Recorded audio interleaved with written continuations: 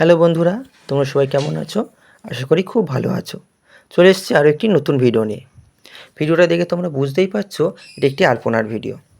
আর জানো, আলপনাটি আমি যার উপর করছি এটা না আমার একটা আঁকার বোর্ড, মানে আমার পুরনো আঁকার বোর্ড।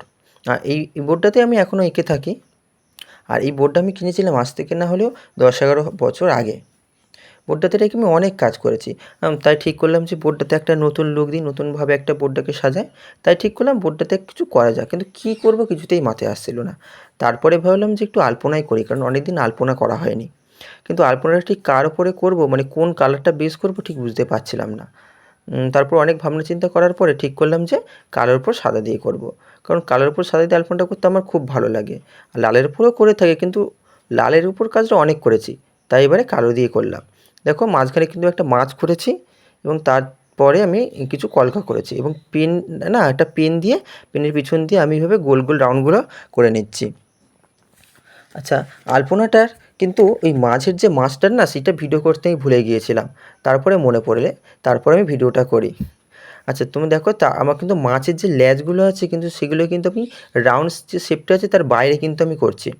আচ্ছা, এই পুরো আলপনাটা কিন্তু আমি করেছি 6 নম্বর তুলি দিয়ে। তোমাদের আলপনাটা ঠিক কেমন লাগছে সেটা কিন্তু আমাকে জানিও কমেন্ট করে, ঠিক আছে?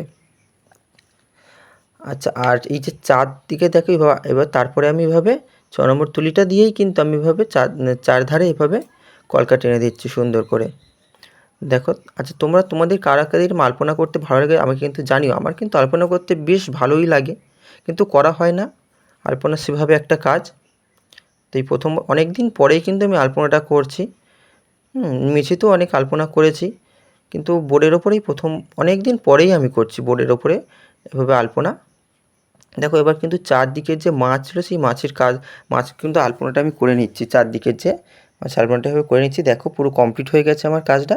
তোমাদের আমার এই কাজটি কেমন লাগলো সেটি কিন্তু আমাকে অবশ্যই কমেন্ট করে জানিও। আর আমার চ্যানেলটি সাবস্ক্রাইব করতে ভুলো না। দেখা হচ্ছে পরের কোনো ভিডিওতে।